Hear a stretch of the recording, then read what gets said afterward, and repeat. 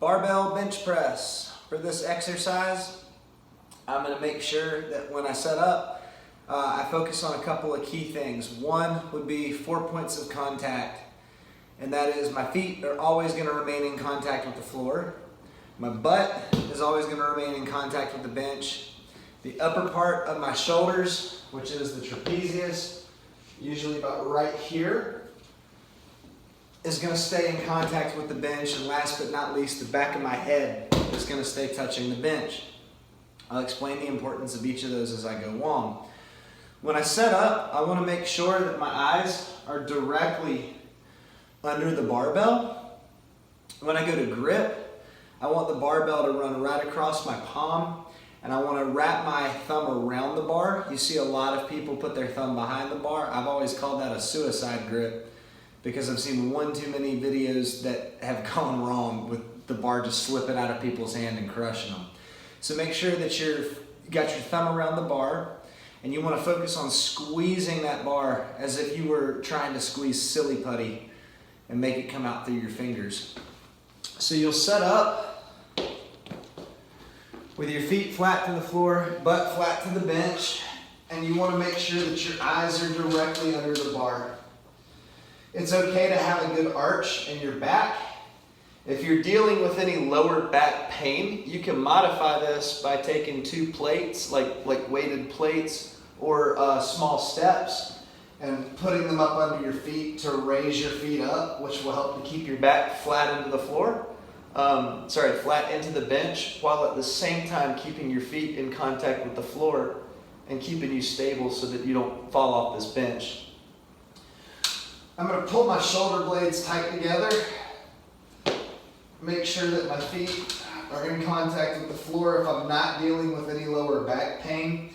I'm going to push through my legs to create a strong arch in my back, and I'm going to brace my core as if someone was about to punch me in the stomach.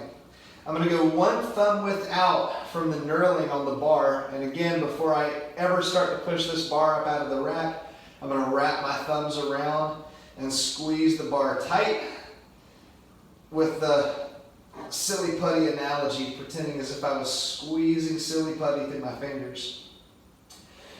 Once I've unracked the bar and brought it out over my chest, and it's good to have a spotter to do that, make sure you go light so that you don't aggravate your shoulder if you don't have a spotter. What I'm going to do is I'm going to focus on keeping my elbows neutral, bringing the bar straight down to the highest point of my chest,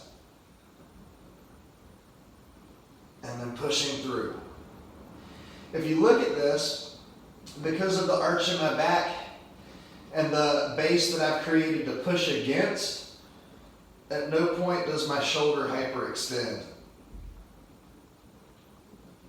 It's a very neutral position.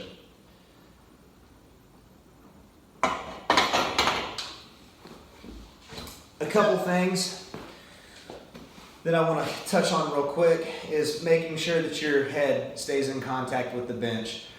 I've chosen a weight that's light enough to allow me to demonstrate this. It's still not a safe thing to do. I'm not going to tell you that it is. But I want you to see the difference in the arch in my back and the distance that that bar has to move to make contact with my chest when I pick my head up off the bench to watch it.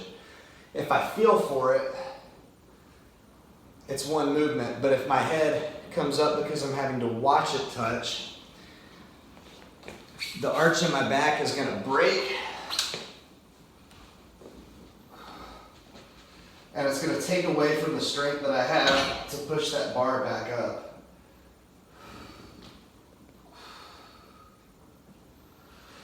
So you can see right there by that example how it takes that tension out of my body, and I lose strength because of that. If I focus on just feeling it, pushing through my legs through the ground, bringing that bar down to the highest point of my chest and pressing off,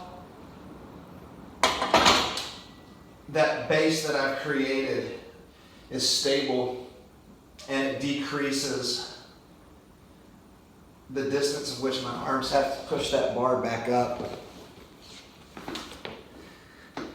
And that is barbell bench press.